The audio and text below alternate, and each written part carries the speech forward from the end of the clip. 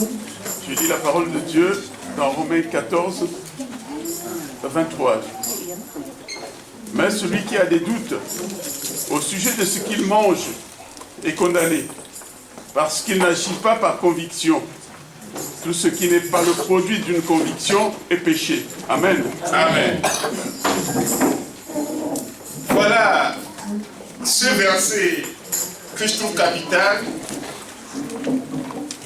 qui a été une révélation de la part du Saint-Esprit par l'apôtre Paul. Mais celui qui a des doutes, il y a deux mots très importants que nous allons souligner dans ce verset. Et vous n'êtes pas sans savoir que ces deux mots qui sont contraires, qui s'opposent. C'est le doute et la conviction. Amen. Celui qui a le doute, des doutes au sujet de ce qu'il mange est condamné. Mais celui qui, parce qu'il n'agit pas par conviction, tout ce qui n'est pas le produit d'une conviction est péché. Voilà une autre définition qu'on donne au péché ici. Souvent quand on parle de péché, et les chrétiens contemporains, les chrétiens modernes que nous sommes catalogués sur un certain nombre de choses seulement. Adultère, vol, meurtre et autres. Mais ici, Dieu attire notre attention sur une notion très importante qu'on a l'habitude de négliger, qui est aussi le péché. C'est faire quelque chose sans conviction. C'est agir sans conviction. C'est marcher sans conviction. C'est manger sans conviction. Boire sans conviction.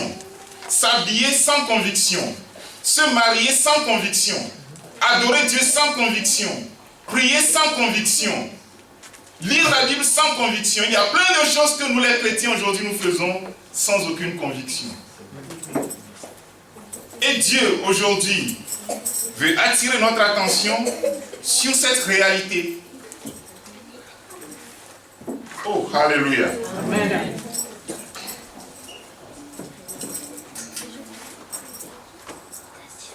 La conviction,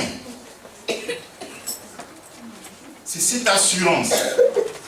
C'est l'opposé du doute.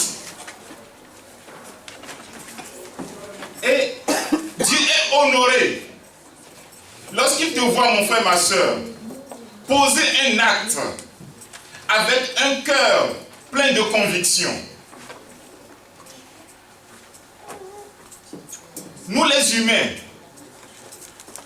les pasteurs, les anciens, les diacres, les frères et les sœurs, nous ne pouvons que voir l'acte que tu poses.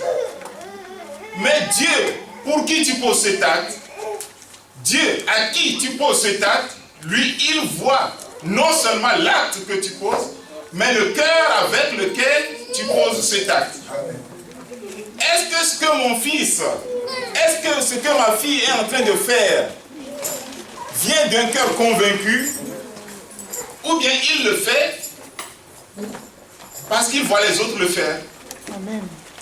Aujourd'hui, les chrétiens, beaucoup d'entre nous, viennent à l'église, chantent, dansent, témoignent, et prient, jeûnent, veillent, tout simplement parce que les autres le font.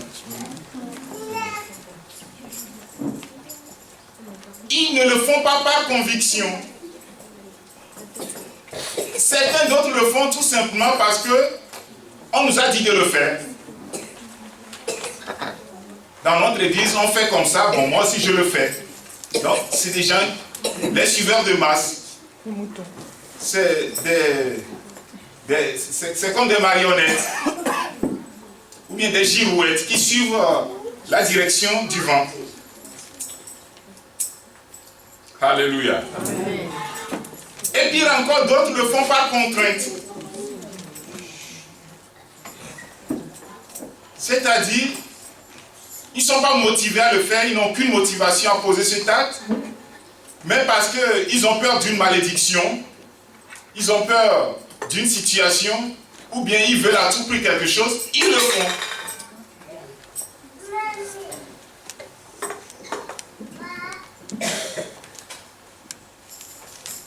Alléluia. Amen.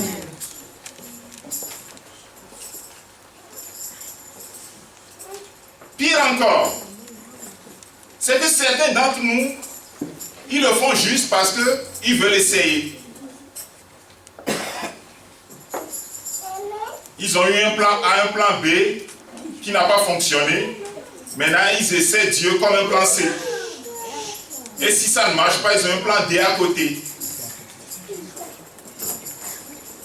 Ils essaient.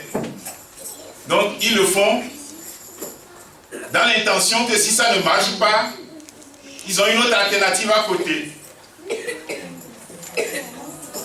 La Bible nous dit ce matin que mais celui qui a des doutes au sujet de ce qu'il mange, au sujet de ce qu'il fait, il est condamné. Donc, chers frères et chères sœurs dans le Seigneur, si tu as des doutes au sujet de quelque chose, s'il te plaît, écoute ce que le Seigneur te dit ce matin. Mieux vaut attendre jusqu'à ce que ce doute disparaisse avant que tu n'entreprennes ce que tu as à faire. Amen. Amen. Évite d'agir avec doute. Évite de marcher avec le Seigneur avec cet esprit de doute. Et nous allons encore lire quelque chose dans Jacques, chapitre 1, versets 6 à 7.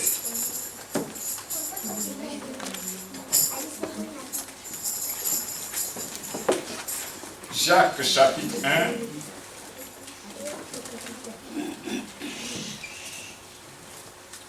versets 6 à 7.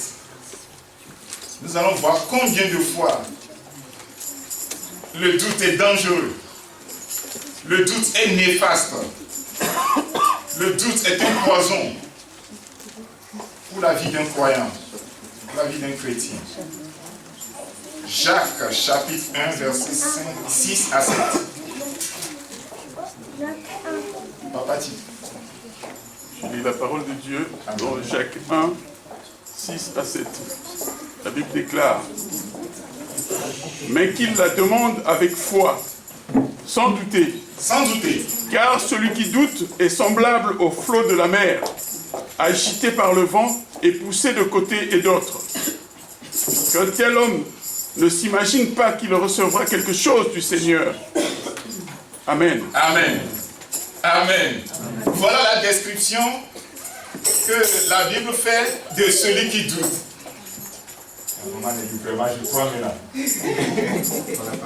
Amen.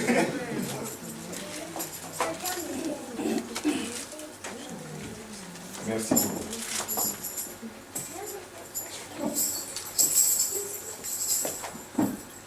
Il y a des gestes qui ne sont pas du tout anodins devant le Seigneur. Elle m'a donné un verre d'eau à boire. Amen. Jésus a dit quelque chose à ce sujet. Que ça s'accomplisse. Amen. Oh, alléluia. Que ce que Jésus a dit s'accomplisse. Amen. Voilà la description que Jacques donne de celui qui doute. D'abord, il compare quelqu'un qui agit avec doute à celui-là qui est ballotté par le vent. C'est un flot, c'est comme les flots de mer qui sont agités par les vents. Aujourd'hui, mon frère, ma soeur, tu manques de repos, tu manques de tranquillité, tu manques de sérénité tout simplement parce qu'il y a le doute. Tu es agité comme les flots de mer parce que tu manques de conviction. Celui qui manque de conviction, celui qui agit par doute, il est semblable à des flots agités, à des flots de mer agités par le vent. C'est quelqu'un qui est inconstant. C'est quelqu'un qui aujourd'hui dit oui et demain il dit non. C'est quelqu'un qui aujourd'hui dit non et demain il dit oui. il est inconstant. C'est quelqu'un qui entreprend aujourd'hui et qui commence par bâtir aujourd'hui et qui demain démolit ce que lui-même il a commencé par bâtir aujourd'hui. C'est pourquoi l'épître de Jacques dit: celui qui agit ainsi ne peut rien espérer de Dieu. Amen. Celui qui marche par le doute ne peut jamais atteindre son objectif. Amen. Parce que il évolue, moindre vent, il se remet en cause, il doute, il rebrousse chemin, ainsi de suite, il n'atteindra jamais son objectif. Amen. C'est la raison pour laquelle aujourd'hui, mon frère, ma soeur, Dieu t'appelle à la conviction. Si tu as des doutes au sujet de quelque chose, arrête-toi jusqu'à ce que ce doute disparaisse, jusqu'à ce que la conviction vienne avant d'entreprendre ce que tu commences. Amen. Amen.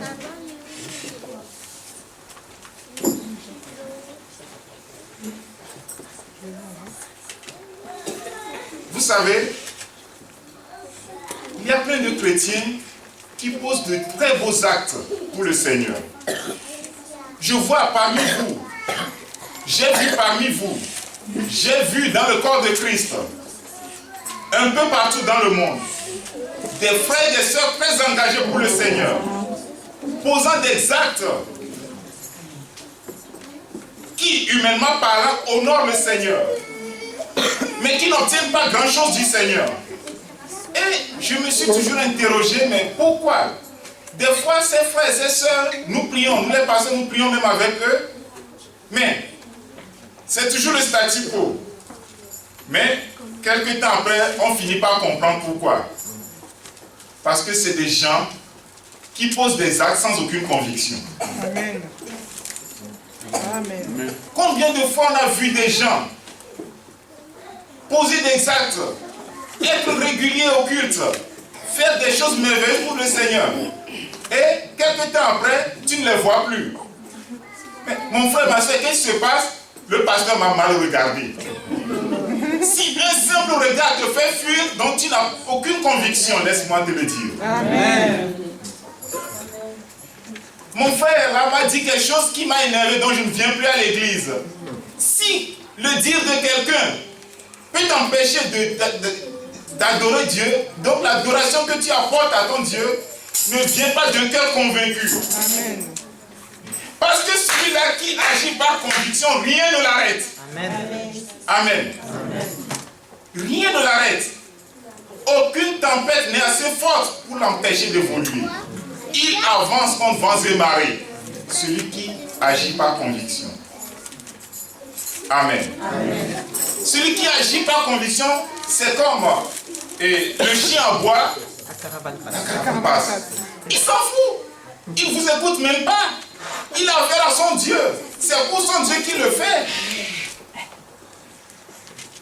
Vous pouvez parler. Vous pouvez médire. Vous pouvez l'humilier.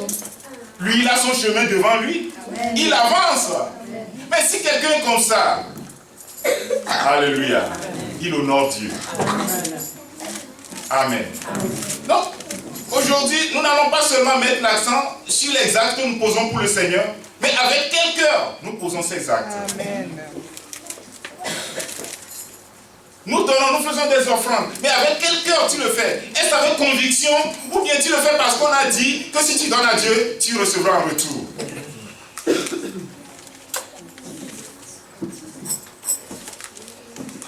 Celui qui donne par conviction, même si on lui dit, hey, ce dimanche, si tu donnes, Dieu va te maudire, il va donner. Amen. Amen, pasteur. Amen. Amen. Alléluia. La conviction, il nous la faut, mon frère, ma soeur. Amen. Si même nous sommes deux dans cette salle, trois, mais convaincus de ce que nous faisons, nous pouvons ébranler tout le monde entier. Amen. Amen.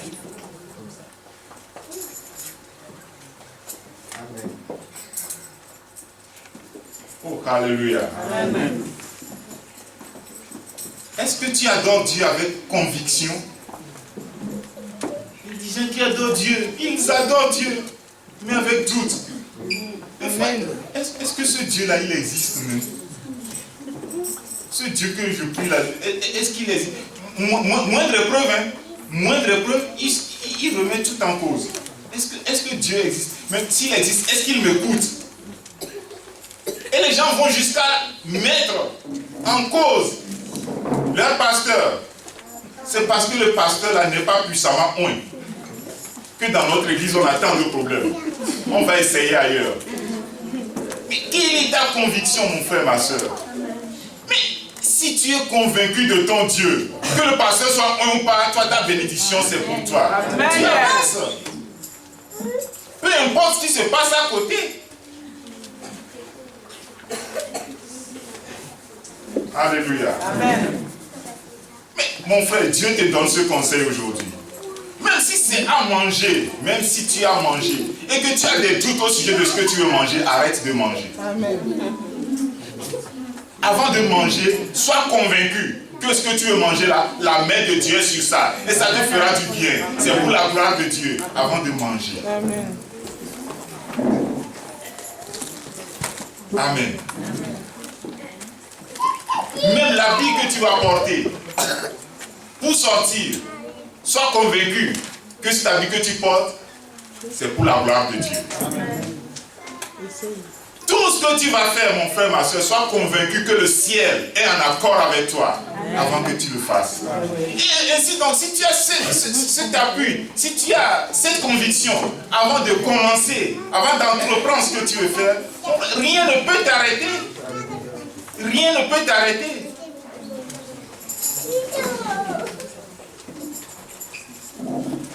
Alléluia. Amen. Jésus a dit, mais que votre oui soit oui et que votre non soit non. Aujourd'hui, qu'est-ce qui se passe? Qu'est-ce qui se passe aujourd'hui? On dit oui à Dieu aujourd'hui. La même langue qui a dit oui, quelques secondes après, quelques minutes après, dit non.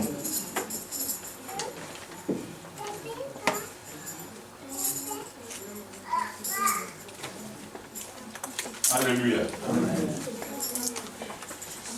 Mais vous savez, notre Dieu n'est pas pressé. Notre Dieu n'est pas pressé.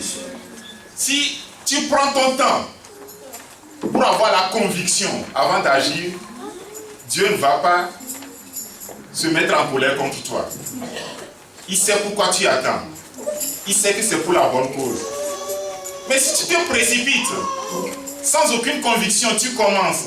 Et au beau milieu, une petite tempête, un petit vent, tu commences par souffler et tu rebrousses chemin, tu n'honores pas Dieu. Alléluia. Amen. C'est l'histoire de Gédéon. Vous pouvez le lire chez vous dans Juges, dans le chapitre 7. Gédéon que Dieu a choisi pour délivrer Israël. Israël qui était assujetti par les ennemis, qui était sous emprise, qui avait de sérieux problèmes et qui attendait la délivrance de Dieu, qui criait à Dieu nuit et jour. Celui que Dieu a choisi pour délivrer Israël, c'était Gédéon. Donc le jour où Dieu est apparu à Gédéon, vaillant héros, l'Éternel est avec toi. Tu vas délivrer Israël. Mais Gédéon immédiatement a eu des doutes. Alléluia. Amen. Gédéon a eu des doutes. Et nous allons voir pourquoi Gédéon avait douté. Pourquoi Gédéon avait douté lorsque Dieu lui disait que par lui, Gédéon, il allait délivrer Israël. Par la suite, nous allons comprendre parce que mais Gédéon dit, comment peux-tu le faire par moi? Moi, je suis le plus petit de ma famille et ma famille est la plus pauvre de la tribu de Manassé. Ce n'est pas possible, Dieu. Et en Israël, Manassé n'est pas une tribu importante. il y a des tribus comme la tribu des Lévites, la tribu de Juda. Et maintenant, tu vas choisir une tribu qui passe inaperçue en Israël. Dieu, tu te trompes. Il était rempli de doutes. Vous savez, la réponse est, il était rempli de doutes parce que quand Dieu lui parlait, il ne regardait pas celui qui lui parlait, mais il se regardait. Amen. Qui suis-je? Mais celui qui te parle, non seulement écoute-le, mais regarde à lui. Amen. Amen. Et tes yeux fixés sur Dieu, mon frère, ma soeur. Regarde à Dieu. Ne te regarde pas. Il y a de quoi douter si tu te regardes. Amen. Parce que toi, tu n'es que vanité. Toi, tu n'es que faiblesse. Toi, tu n'es que péché. Toi, tu n'es qu'ignorant. Mais celui qui te parle, il est capable. Celui qui te parle, il est tout puissant. Celui qui te parle, c'est lui qui appelle à l'existence qui n'existe pas. C'est lui qui te parle. J'ai dit, on se regardait. Et en se regardant maintenant, il se rendait compte qu'il n'était rien. Qu'il n'avait aucun moyen, aucune capacité d'accomplir cette mission. Le doute s'installe normalement, naturellement. Peuple de Dieu, tu doutes aussi naturellement, aussi facilement, tout simplement parce que tu ne regardes pas à ton Dieu. Tu ne connais pas ton Dieu. Tu cherches à te connaître.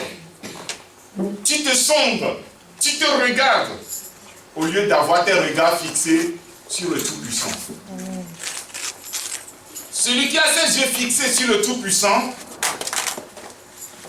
d'abord, il ne se regarde plus. Et quand Dieu dit quelque chose, il accepte comme un enfant. Amen. J'ai dit, on se regardait. Et il dit, ce n'est pas possible. Mais gloire à Dieu, Dieu, il est plein de patience envers nous. Dieu n'a pas dit, mais parce que tu as douté, c'est fini. Je t'abandonne. Dieu, il est patient. Notre grâce, c'est ça. Alléluia. Et nous servons un Dieu patient. Parce que si Dieu était comme ces faux dieux, ces marabouts, ces charlatans au village où moindre erreur il frappe, on serait mort depuis. Mais Dieu est plein de grâce, de bonté pour nous. Il a patienté avec Gédéon. Gédéon dit, bon, maintenant si c'est toi vraiment qui me parles, reste là. Amen. Il dit à Dieu de rester là. Il va aller préparer un sacrifice pour lui. Et s'il attend, il saura que c'est lui. Là, Dieu dit d'accord. L'ange est resté là. Gédéon allait faire son sacrifice. Il est venu. L'ange était toujours là. Et là, il a compris que c'était Dieu. Mais ce n'était pas suffisant pour que le doute s'en aille. Parce que si le doute s'en était allé, il se serait levé pour aller combattre. Mais là encore, il a dit, mais Dieu, si c'est effectivement toi qui m'envoie délivrer Israël, maintenant, on va faire encore une autre épreuve. Je vais poser cette toison. Et si c'est toi qui me parles, il faut que la toison seule soit recouverte de rosée, soit mouillée de rosée, et que tout le reste de l'air reste sèche. Dieu a dit d'accord. Ça s'est accompli ainsi le lendemain matin. C'est-à-dire que c'est vraiment Dieu qui me parle. C'est vraiment Dieu qui m'envoie. Le doute n'est toujours pas parti. Vous voyez, le doute, c'est presque la seconde nature de l'homme. Vous voyez, c'est un ennemi féroce à combattre. Il est très lié à notre nature. Et c'est normal. Parce que jusque-là, Gédéon, il se regardait toujours. Il s'analysait, il s'étudiait. Ce n'était pas possible, quoi, que Dieu le choisisse. Maintenant, il demande l'inverse de ce qu'il avait demandé à Dieu. Maintenant, que la toison reste, ne se recouvre pas de rosée, non, se recouvre de rosée, et que non, plutôt le contraire. Amen. Amen. Dieu l'a encore fait. Dieu l'a encore fait. Amen. Moi, quand je lisais quelques années ce passage, je me dis, mais Gédéon, il est très incrédule. Mais après tous ces signes, il doit comprendre que c'est Dieu. Mais nous faisons pire. Nous faisons pire. Combien de fois Dieu se révèle à nous? Combien de fois Dieu nous fait des signes? J'ai vu des gens témoigner. Et après le témoignage, ils ont confirmé, ils ont conclu que c'est ce Dieu que moi je servirai toute ma vie. Mais face à une autre épreuve, ils ont renoncé à ce Dieu. Dieu fait des signes tous les jours, comme notre sœur, maman Wawa l'a dit. Que tous les jours, c'est des signes, des prodiges de la part de Dieu envers nous. Mais juste après ces signes, lorsqu'un petit vent souffle, on commence encore pas à douter. Donc, malgré les signes, Gédéon n'avait pas rompu avec son doute. Le doute existait encore. Donc, Dieu, la Bible dit quoi dans Jérémie? Que notre Dieu, c'est lui qui sonde les cœurs et les reins. Donc, il voit ton cœur. Il voit ton intérieur. Donc, il sait que le doute y est ou pas. Donc, vous pouvez tromper le pasteur. Vous pouvez tromper l'ancien. Vous pouvez tromper les frères. Hein? Vous pouvez vous lever et dire, ah, moi j'ai la foi, je suis convaincu. Non, on ne peut rien te dire. Mais Dieu, lui, voit ton cœur. Amen. Amen. Amen. Et c'est là que Dieu lui voyait encore le doute dans Gédéon. Bon, maintenant Gédéon, il a compris que ce serait de trop de sa part s'il demandait encore un autre signe. Bon, il dit bon, malgré le doute, j'irai. Et il s'est levé. Et il a pris combien de soldats avec lui? Il s'est levé avec 32 000 soldats. C'est énorme. C'est énorme. 32 000 personnes pour aller combattre. C'est la preuve qu'il avait toujours peur. C'est la preuve qu'il avait toujours le doute en lui. Vous savez, c'est quand on est toujours habité par le doute qu'on cherche des appuis charnels, physiques. Mais celui qui est convaincu que tout le monde entier se lève contre lui, lui laisse serein et il avance. Mais quand on a des doutes, on cherche que tel frère soit de son côté et que telle personne l'appuie, on cherche des appuis charnels. C'est ce que Gédéon a fait, parce qu'il avait le doute en lui. Il allait prendre 32 000 personnes. Et il allait maintenant. Mais malgré ça, ce n'était pas toujours ça. Dieu lui voyait son cœur, il y avait toujours le doute. Il y avait toujours le doute. Et Dieu a dit, bon, maintenant arrête, ils sont trop nombreux.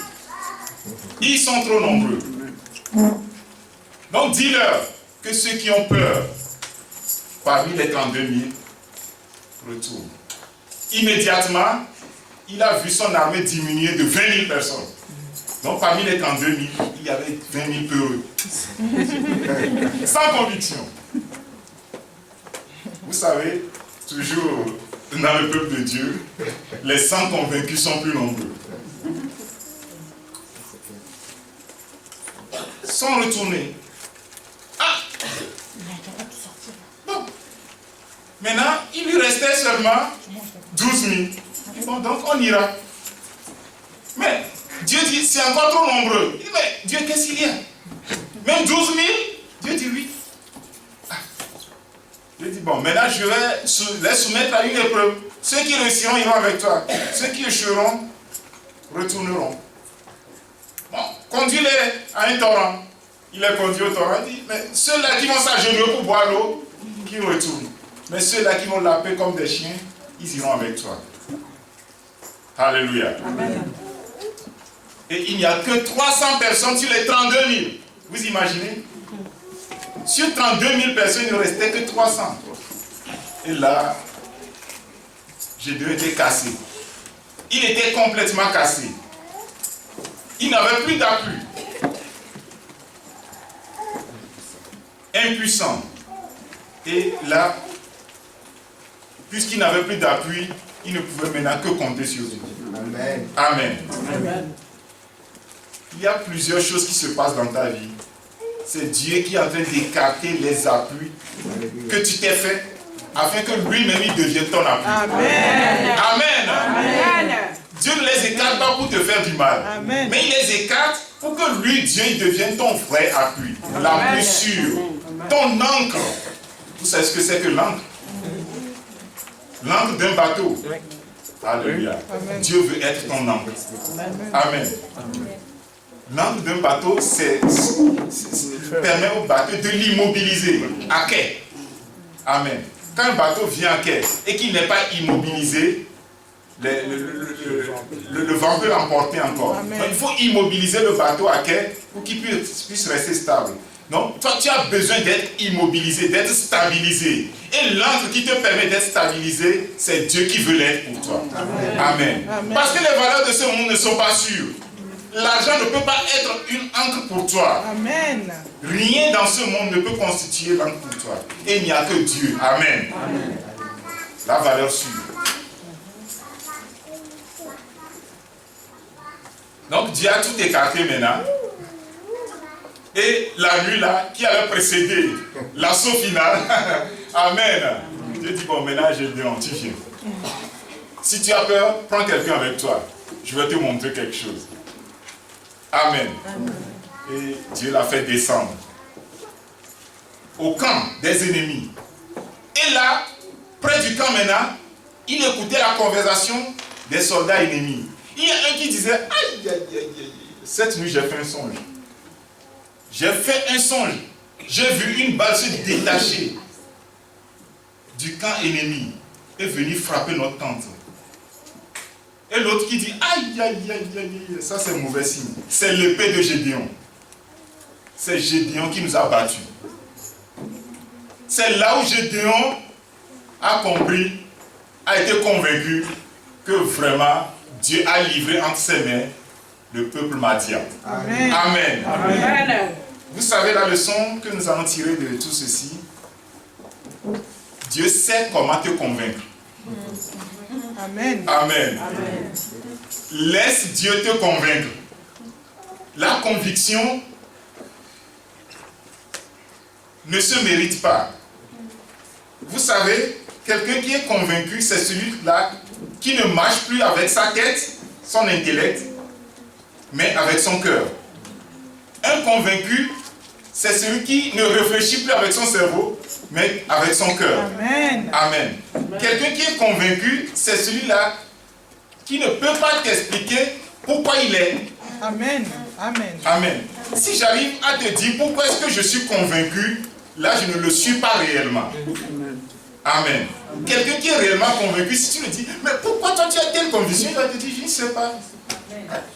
C'est Dieu qui convainc. Donc Gédéon au début, recherchait cette conviction. En posant deux fois la toison dehors, en demandant à l'ange d'être stabilisé, il a fait tout ça, la conviction n'y était pas venue. Juste, Dieu lui l'a su, Dieu lui savait comment convaincre Gédéon. Amen. Amen. Dieu sait comment te convaincre. Amen. Dis à celui qui est à côté de toi, Dieu sait comment te convaincre. Dieu sait comment te convaincre. Amen. Amen. Donc si c'est Dieu qui sait comment me convaincre, qu'est-ce que moi j'ai à faire? C'est de me laisser convaincre. Amen. C'est de me laisser convaincre. De laisser mes appuis charnels aller. Les 32 000 soldats que j'ai avec moi, qui vont me poser un problème plus tard parce que ce n'était que des poltrons. De les laisser aller. Ce n'était pas des valeurs sûres. De les laisser aller. Et de regarder à Dieu seul. Lui saura te convaincre. Amen. Oh, alléluia. Amen. Mon frère, ma soeur, Dieu saura te convaincre. Et lorsque tu seras convaincu, rien ne t'arrêtera. Amen. Amen. Amen. Amen. Ne fais plus rien avec le doute. Amen. Amen. Agis par conviction. agis avec ton cœur, plus avec ta tête, plus avec ton cerveau. Avec ton cœur. Viens au culte avec ton cœur. Amen. Adore Dieu avec ton cœur. Nous allons tout de suite prendre la Sainte Seine. Fais-le avec ton cœur. Ne le fais pas parce que tu veux prouver quelque chose à quelqu'un. Non. Fais-le avec ton cœur. Amen.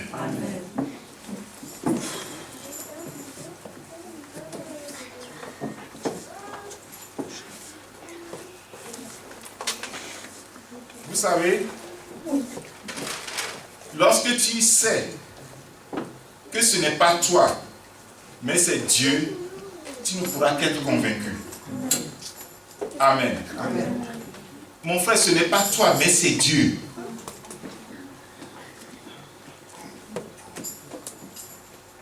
Dieu a dit à Zorobabel de lui construire le temple.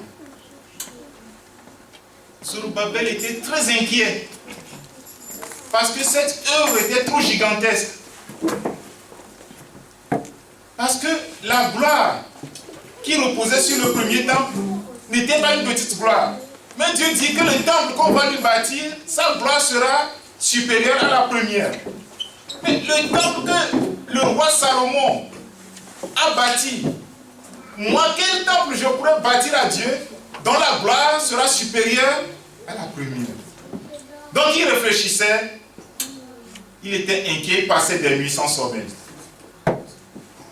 Il était agité, il cherchait quoi faire pour pouvoir accomplir ce que Dieu lui demandait. Jusqu'au jour où Dieu lui est apparu.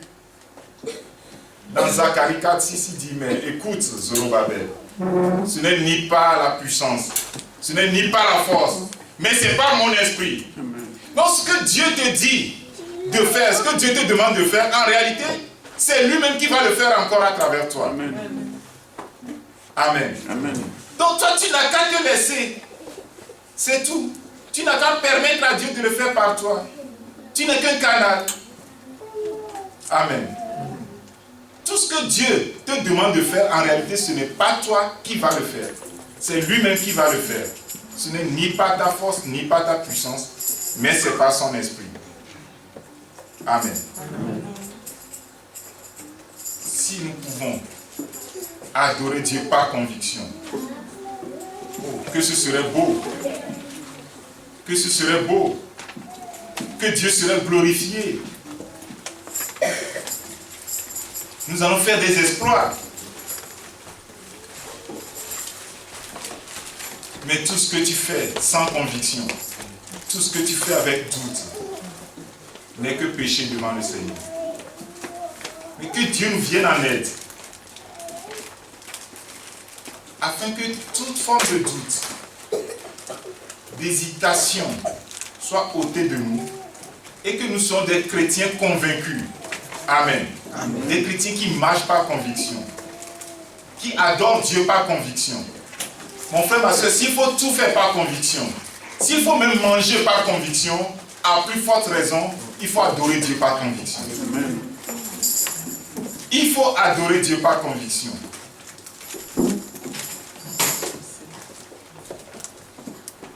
Et s'il faut tout faire par conviction, à plus forte raison, sois convaincu que Dieu est au contrôle dans ta vie. Amen.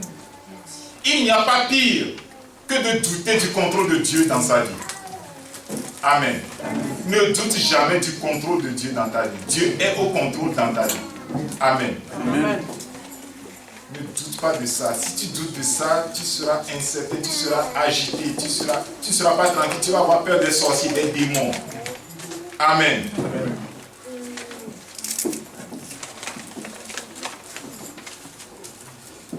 Aujourd'hui, il y a plein d'enseignements qui agitent le milieu chrétien. Il y a plein d'enseignements qui agitent le milieu chrétien. Faites attention. C'est pourquoi c'est le lieu encore de rendre gloire à Dieu pour la vie du pasteur Guérémy, pour le livre qu'il a sorti sur la démonologie. Ce livre qui tranquillise. Combien de chrétiens aujourd'hui n'enseignent pas, combien de prédicateurs n'enseignent pas aujourd'hui d'aller acheter des fusils contre Satan? Et quand tu es pris, bouh, bouh, bouh, on tue Satan. Ou bien, le dimanche prochain, quand vous venez au culte, venez avec des cordes, on va lier Satan. C'est n'importe quoi.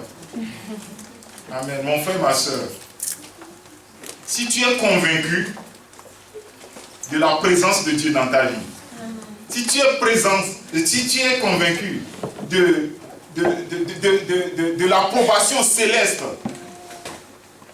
alléluia, tu marcheras sur Satan lui-même. Il ne pourra rien te faire.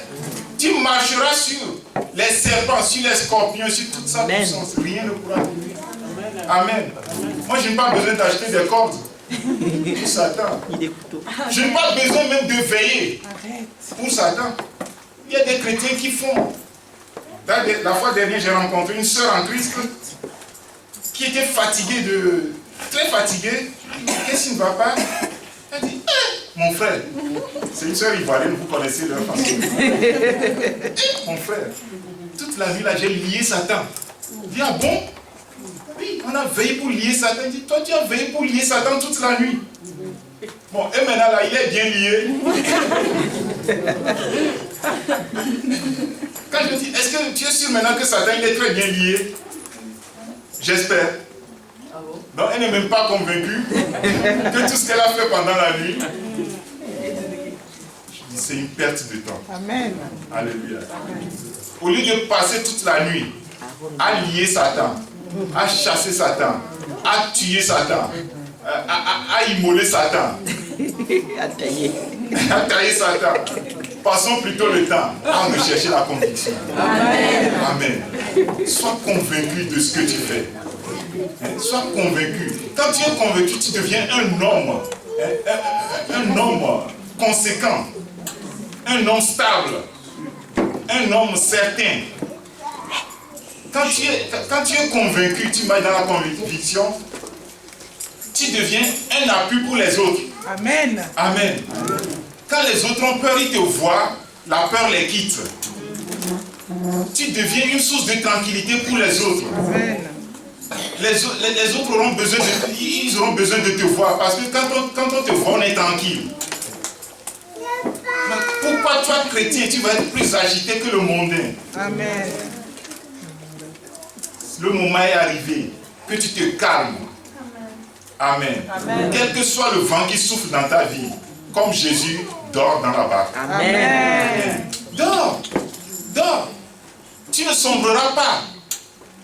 Pourquoi est-ce que tu ne sombreras pas? Parce que tu es convaincu que sa parole t'a dit que tu ne sombreras pas. On dit, mais mon frère, qu'est-ce qui prouve que tu ne vas pas sombrer? Mais je suis sûr que je ne vais pas sombrer parce que Dieu m'a dit que je ne peux pas sombrer. Amen. Amen. Ce n'est pas parce que je ressens une chaleur en moi, ce n'est pas parce que j'ai des frissons. Non. Je sais que je ne vais pas sombrer parce que mon Dieu ne m'a pas promis ça. Amen. Amen. Je ne vais pas mourir parce que mon Dieu ne m'a pas promis la mort. Amen. Amen. La parole de Dieu. Sois convaincu de la véracité, de la valeur de la parole de Dieu. Amen. Amen. Amen. Sois convaincu, mon frère, ma soeur. Nous allons prier.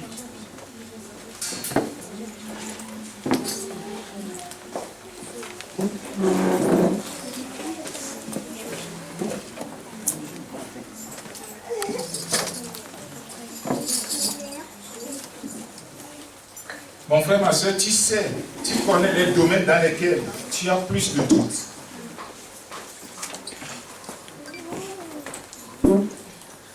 Tu connais les domaines dans lesquels tu doutes beaucoup. Pour certains, c'est les finances. Pour d'autres, c'est les problèmes de santé.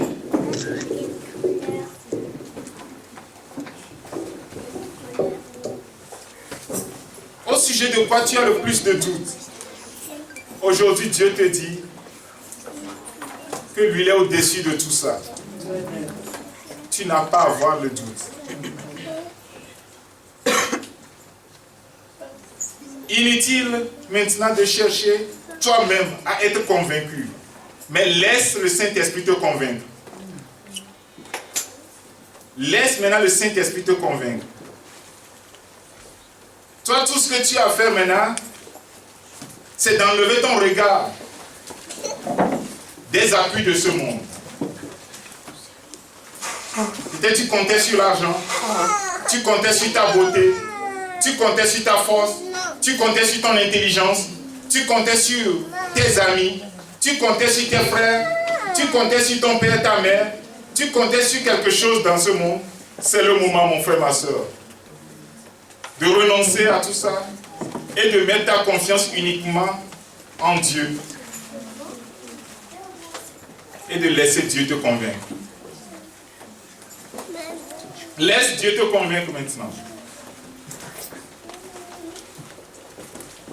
Cela ne dépend pas de toi.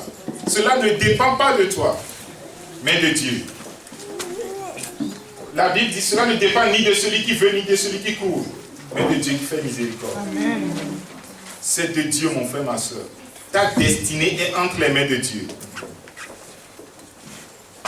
Tu dépends à 100% de Dieu. Donc nous allons nous lever maintenant et remercier Dieu, ce Dieu qui est au départ et à la fin de toutes choses dans ta vie. Remercie-le, mon frère, ma soeur. Remercie-le. Parce que c'est lui qui fait tout pour toi. C'est lui qui fait tout dans ta vie. Remercie-le. Toi, tu n'en es pour rien.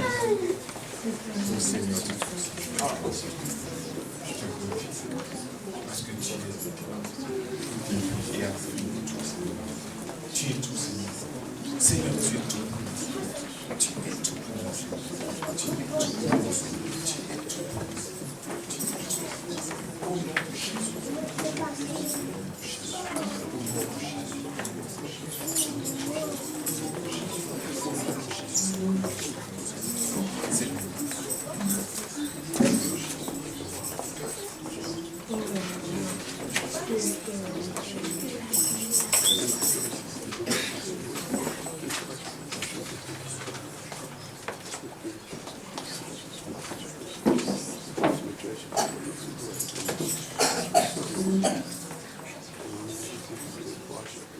Pendant longtemps, on a douté, demandons à Dieu pardon.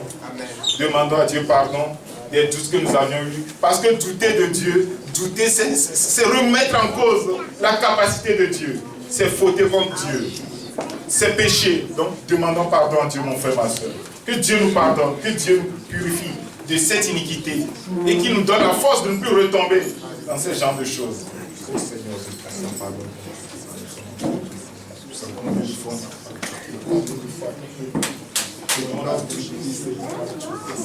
De plein de choses, Seigneur. Oui, c'est la faiblesse humaine, la faiblesse charnelle. Nous venons à toi, Seigneur.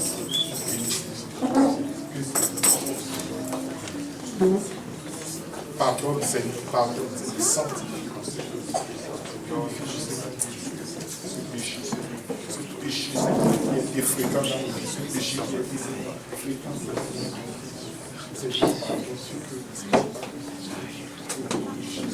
Dis à ton Dieu que tu ne veux plus douter de lui, tu ne veux plus douter et que tu veux croire, que tu veux marcher par conviction, tu veux marcher, tu veux agir, tu veux l'adorer, tu veux l'honorer par conviction. Dis-le à ton Dieu, il te donnera la force, il te convaincra comme il a convaincu Gédéon, il le fera pour toi au nom de Jésus.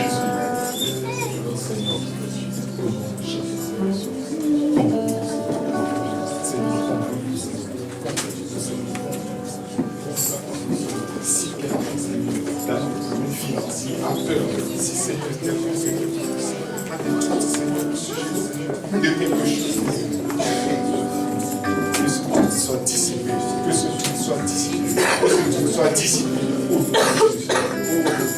La confiance, la conviction pour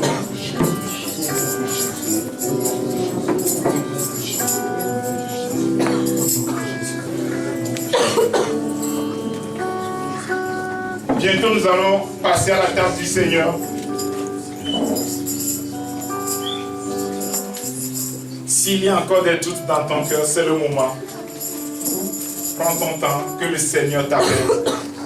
Oh, que le Seigneur te convainc. Oh yes, thank you Jesus. Ne regarde à personne. Ne tiens pas compte de celui qui est à côté de toi, mais regarde uniquement ton Dieu maintenant, afin d'agir par conviction. Afin d'agir par conviction. C'est le moment, mon frère, ma soeur.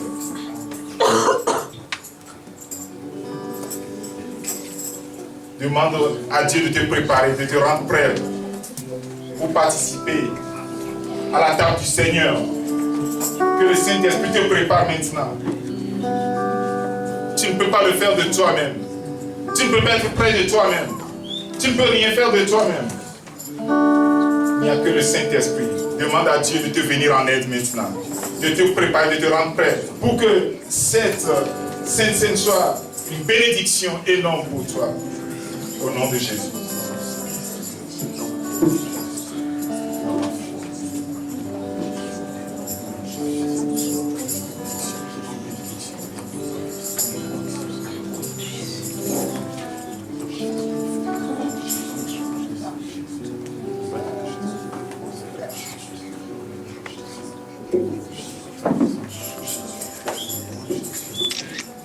Nous allons encore prier.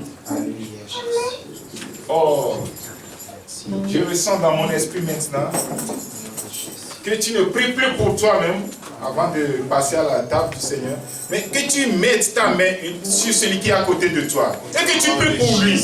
Priez les uns pour les autres pour que cette Sainte Seine soit une bénédiction énorme pour toute l'église entière. Alléluia. Au nom de Jésus. Seigneur Tout-Puissant, au nom de Jésus. Seigneur Tout-Puissant, au nom de Jésus. Seigneur, au nom de Jésus. Au nom de Jésus. Mon frère, pour ma soeur. Dans le nom de Jésus, Seigneur, que ce moment soit, Seigneur, solennel. Que ce moment soit exceptionnel, Seigneur. Pour mon frère, ma soeur. Que ce moment soit un moment de guérison, Seigneur. Pour mon frère, ma soeur. Que ce moment soit un moment de bénédiction, Seigneur, pour mon frère, ma soeur. Seigneur de tout ça, au nom de Jésus. Au nom de Jésus. Au nom de Jésus. Au nom de Jésus. Au nom de Jésus. Au nom de Jésus. Au nom de Jésus. Au nom de Jésus. Au nom de Jésus.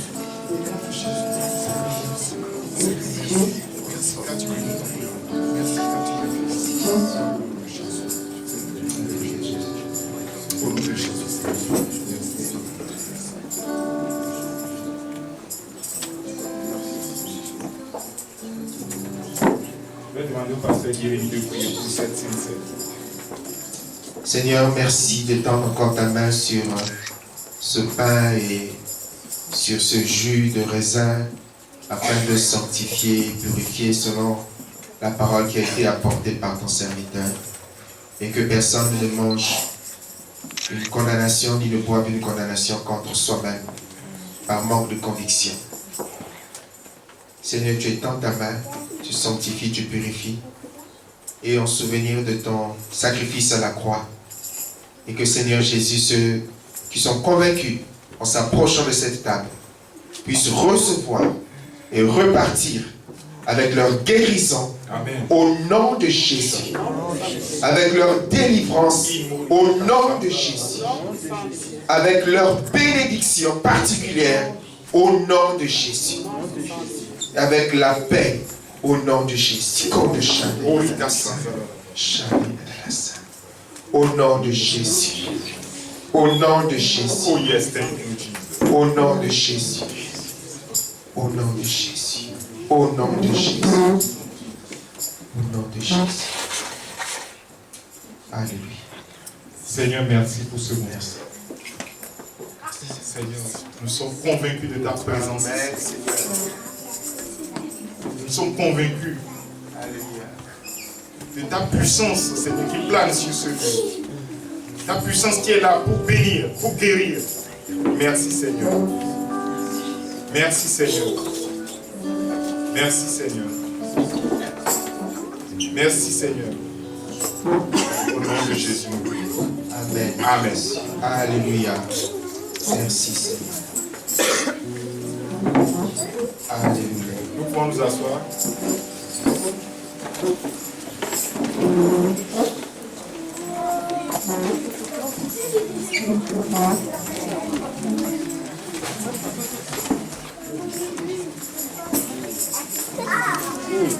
Alléluia.